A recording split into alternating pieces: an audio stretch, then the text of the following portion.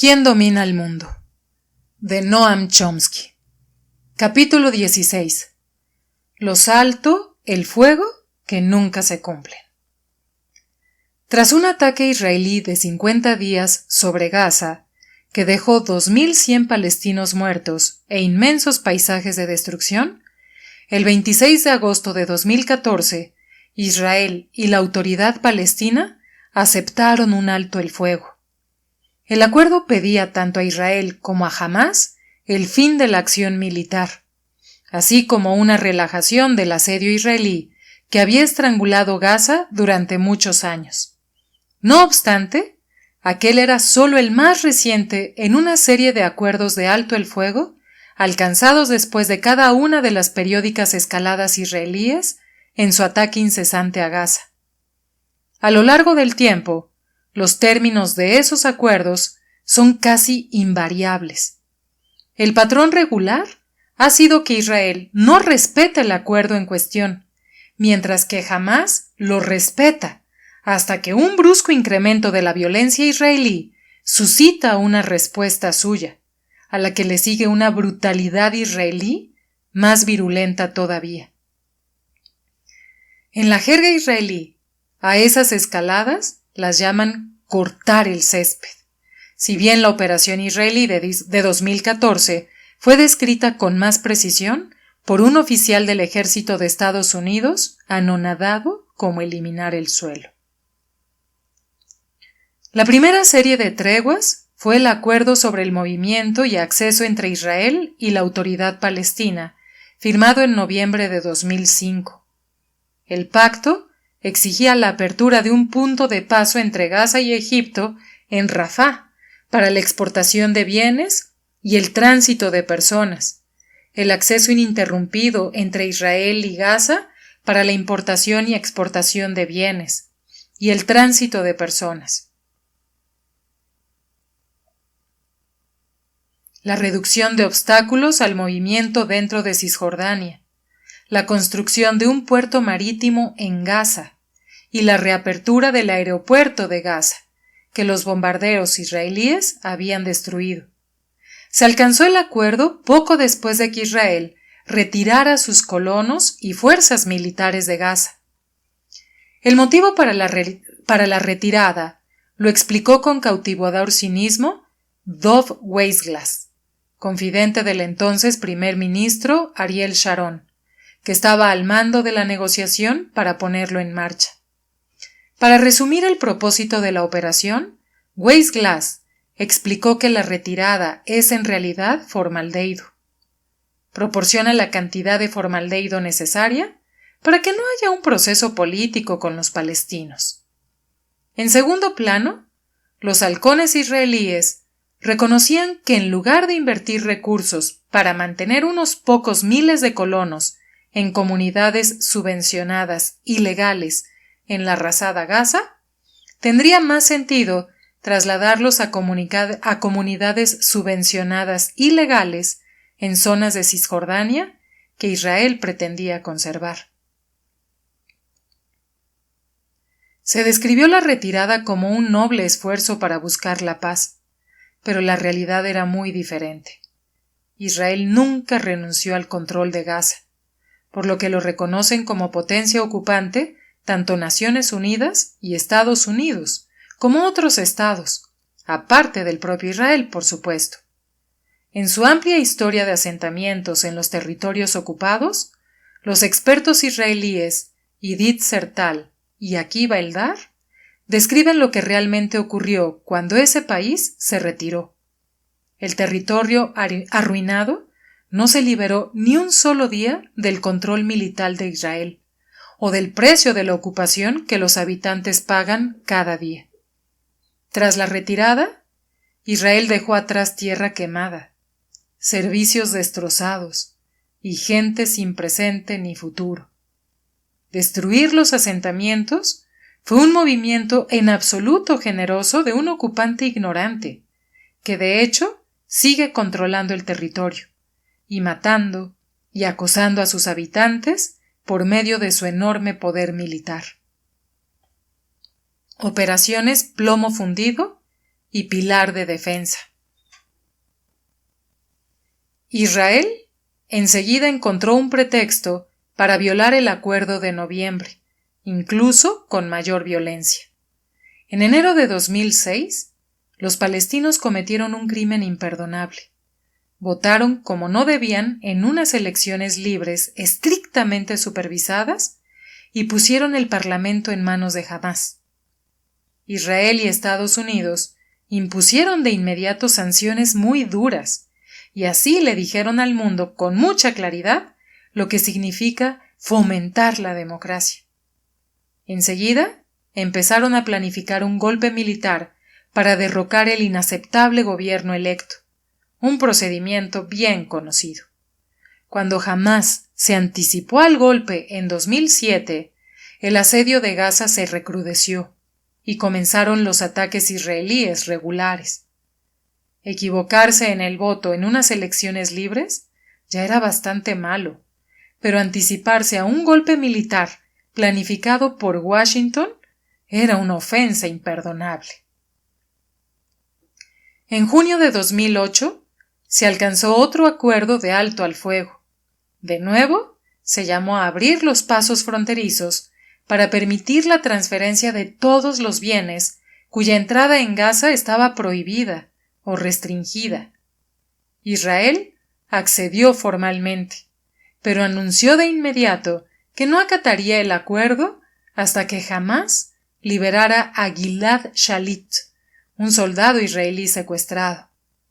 El propio Israel tiene una larga historia de raptar civiles en el Líbano y en alta mar, y retenerlos durante largos periodos, sin cargos verosímiles, en ocasiones como rehenes. Encarcelar civiles con cargos dudosos o sin cargos es también una práctica regular en los territorios que Israel controla. Israel no solo mantuvo el asedio, violando así el acuerdo de alto al fuego de 2008, sino que lo hizo con extremo rigor. Incluso le impidió reponer existencias a la Agencia de Naciones Unidas para los Refugiados en Palestina y Oriente Próximo, UNRWA, que se ocupa del enorme número de refugiados oficiales en Gaza. El 4 de noviembre, mientras los medios estaban concentrados en las elecciones presidenciales estadounidenses, las tropas israelíes entraron en Gaza y mataron a media docena de militantes de Hamás, que respondió con misiles e intercambio de fuego. Todos los muertos fueron palestinos. A finales de diciembre, Hamás ofreció renovar el alto al fuego. Israel evaluó la oferta, pero la rechazó y prefirió lanzar la operación Plomo Fundido, una incursión de 3 semanas con toda la potencia del ejército israelí en la franja de Gaza. El resultado fue una serie de atrocidades bien documentadas por organizaciones de derechos humanos internacionales e israelíes. El 8 de enero de 2009, cuando Plomo Fundido estaba en plena furia, el Consejo de Seguridad de Naciones Unidas aprobó una resolución unánime, con la abstención de Estados Unidos, que llamaba a que se establezca una cesación del fuego inmediata, que conduzca a la retirada total de las fuerzas israelíes de Gaza, que se aseguren el suministro y la distribución sin trabas de la asistencia humanitaria, incluidos alimentos, combustible y tratamiento médico, en toda Gaza. De hecho, se alcanzó un nuevo acuerdo de alto al fuego, similar a los anteriores, pero otra vez no se cumplió. Se rompió por completo cuando volvieron a cortar el césped. La operación Pilar de Defensa, en noviembre de 2012. Lo que ocurrió en el ínterin puede ilustrarse con las cifras de bajas desde enero de 2012 hasta el lanzamiento de esa operación. Un israelí muerto por fuego de Gaza. 78 palestinos muertos por fuego israelí.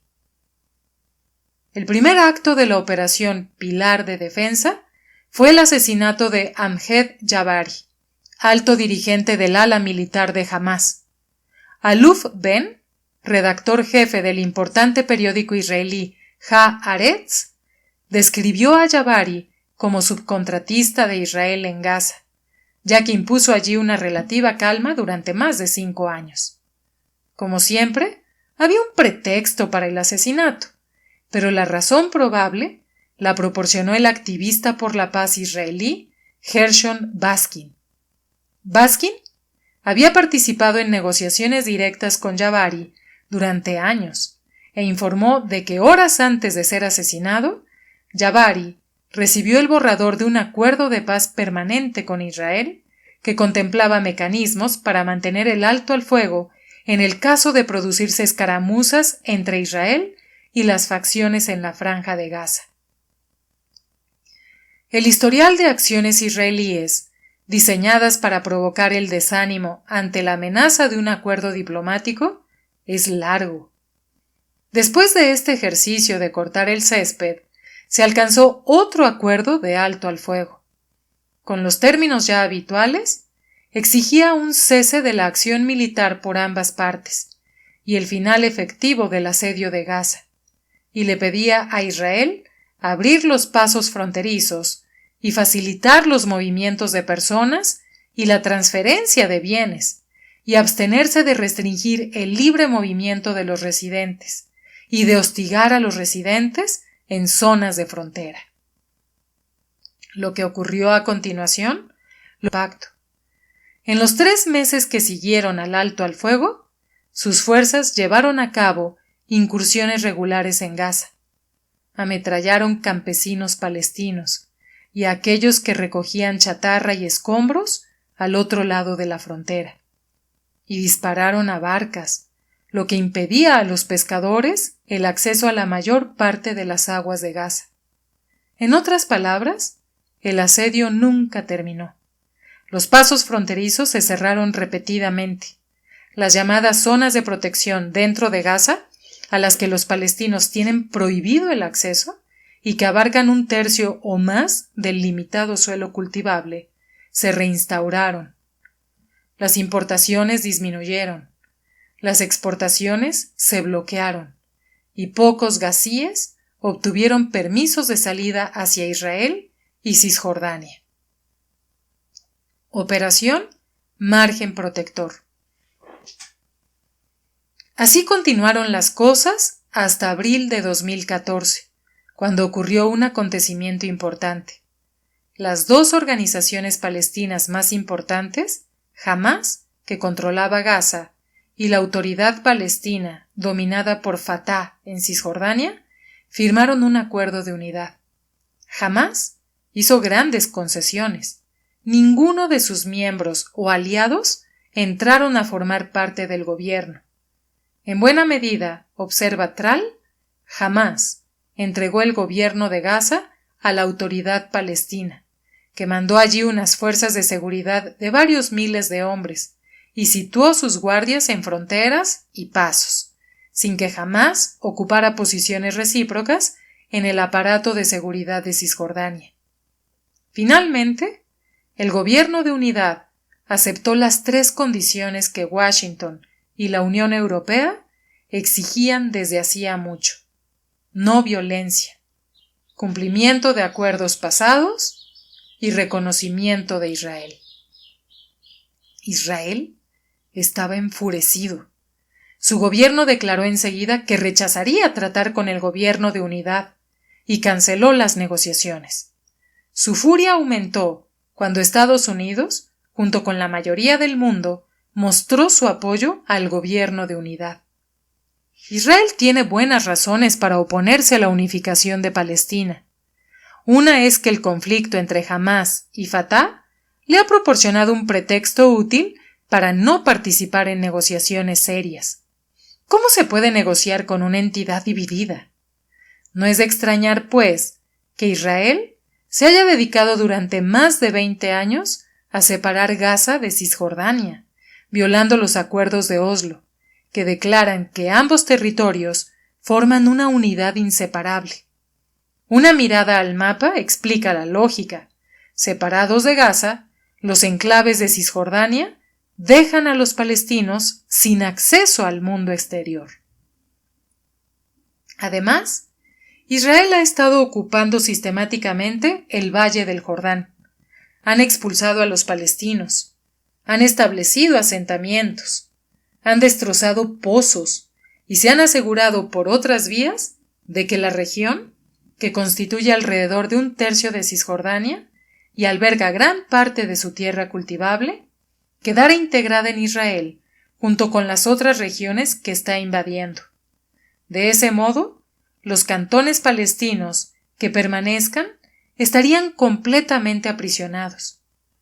La unificación con Gaza interferiría esos planes que se remontan a los primeros tiempos de la ocupación y han contado con un apoyo firme de los principales bloques políticos, incluidas algunas figuras normalmente retratadas como palomas, como el expresidente Shimon Peres, uno de los arquitectos de las colonias en el interior de Cisjordania. Como de costumbre, se necesitaba un pretexto para pasar a la siguiente escalada. La ocasión se presentó con el brutal asesinato de 3 niños israelíes de una comunidad de colonos en Cisjordania. Siguió un episodio de violencia, cuyo principal objetivo fue Hamás. El 2 de septiembre, Haaretz informó de que después de intensos interrogatorios, los servicios de seguridad de Israel concluyeron que el secuestro de los adolescentes fue llevado a cabo por una célula independiente, sin conexiones directas con Hamás. Para entonces, la violencia de 18 días había conseguido debilitar el temido gobierno de unidad. Al final, Hamás reaccionó con sus primeros cohetes en 18 meses, lo que le dio a Israel el pretexto para lanzar la operación Margen Protector el 8 de julio. El asalto de 50 días fue el corte de césped más intenso y extremo hasta la fecha. Operación todavía sin nombrar. Israel se halla hoy en una buena posición para revertir la política desarrollada durante decenios de separar Gaza de Cisjordania y cumplir con un gran acuerdo de alto el fuego por primera vez. La amenaza de democracia en el vecino Egipto ha disminuido, al menos temporalmente, y la brutal dictadura militar egipcia del general Abdel Fattah al-Sisi es un bienvenido aliado para Israel a la hora de mantener el control de Gaza. El gobierno de unidad palestino puso fuerzas de la Autoridad Palestina formadas por Estados Unidos a controlar las fronteras de Gaza. Al mismo tiempo, posiblemente la gobernabilidad se desplazó a manos de la Autoridad Palestina, que depende de Israel para su supervivencia y sus finanzas. Puede que, en esas condiciones, Israel piense que hay poco que temer de una forma de autonomía limitada para los enclaves que les quedan a los palestinos. También hay algo de verdad en la observación del primer ministro Netanyahu.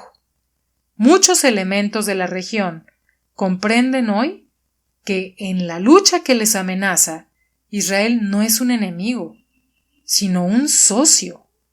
No obstante, Akiva Eldar, destacado corresponsal diplomático de Israel, añade que todos esos muchos elementos de la región también comprenden que no se atisba en el horizonte ningún movimiento diplomático valiente y amplio sin un acuerdo sobre el establecimiento de un Estado palestino basado en las fronteras de 1967 y una solución justa y acordada al problema de los refugiados. Eso no está en los planes de Israel, señala. Algunos periodistas israelíes bien informados, en especial el columnista Danny Rubinstein, creen que Israel está preparado para revertir el rumbo y reducir su asfixia de Gaza. Veremos. La historia de estos últimos años sugiere otra cosa, y los primeros signos no son favorables. Cuando terminó la operación Margen Protector, Israel anunció su mayor apropiación de tierras de Cisjordania en 30 años, casi 400 hectáreas. Radio Israel informó de que la apropiación era la respuesta al asesinato de los 3 adolescentes judíos por parte de militantes de Hamás. Un niño palestino fue quemado vivo en represalia por los asesinatos, pero no se entregó ni un palmo de tierra israelí a los palestinos. Tampoco hubo reacción cuando un soldado israelí asesinó a Jalil Anati, de 10 años, en una tranquila calle de un campo de refugiados cerca de Hebrón, y luego se alejó en su jeep mientras el niño moría desangrando. Anati fue uno de los 23 palestinos, entre ellos 3 niños, que las fuerzas de ocupación israelíes mataron en Cisjordania durante el ataque a Gaza, según estadísticas de la ONU. Hubo también más de 2.000 heridos, el 38% por fuego. Ninguna de las personas que mataron estaba poniendo en riesgo las vidas de los soldados, informó el periodista israelí Gideon Levy.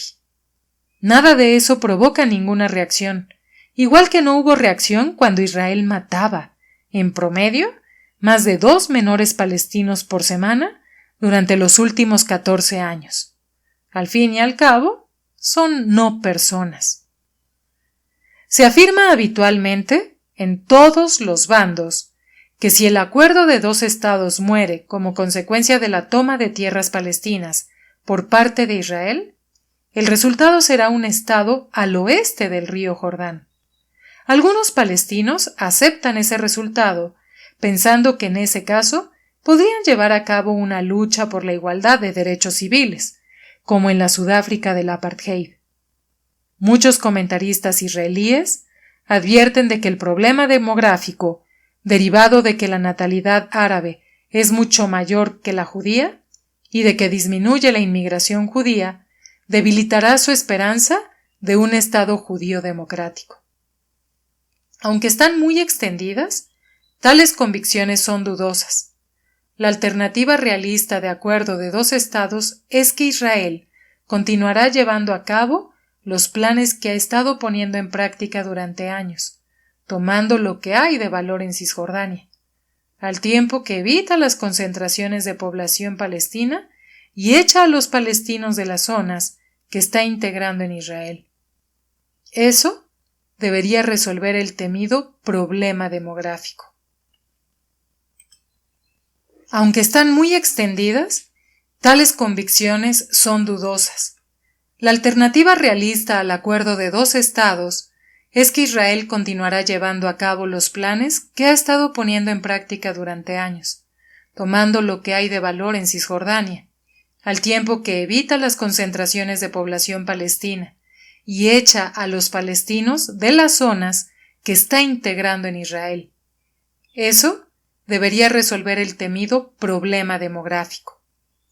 Estas políticas básicas han estado en funcionamiento desde la conquista en 1967, siguiendo un principio enunciado por el entonces ministro Moshe Dayan, uno de los líderes israelíes más solidarios con los palestinos.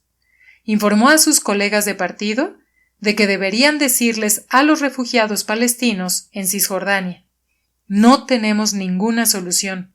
Continuaréis viviendo como perros. Quien quiera puede irse, y ya veremos a dónde lleva este proceso.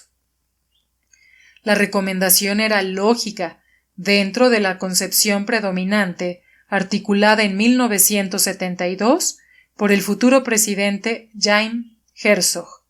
No niego a los palestinos un lugar, posición u opinión en todas las cuestiones, pero desde luego no estoy preparado para considerarlos socios, en sentido alguno, en una tierra que se ha consagrado a nuestra nación durante miles de años. Para los judíos, de esta tierra no puede haber ningún socio. Dayan también llamó a que hubiera un gobierno permanente, Menshelet Kebá, de Israel sobre los territorios ocupados. Cuando Netanyahu expresa la misma posición hoy, no está pisando terreno virgen. Durante un siglo, la colonización sionista de Palestina ha actuado básicamente según el principio pragmático de hechos consumados discretamente sobre el terreno, que al fin y al cabo el mundo aceptaría. Ha sido una política muy exitosa. Todo hace pensar que persistirá mientras Estados Unidos proporcione el necesario apoyo militar, económico, diplomático e ideológico. Para aquellos que se preocupan por los derechos de los palestinos maltratados, no puede haber prioridad más alta que trabajar para cambiar la política de Washington. No es una fantasía.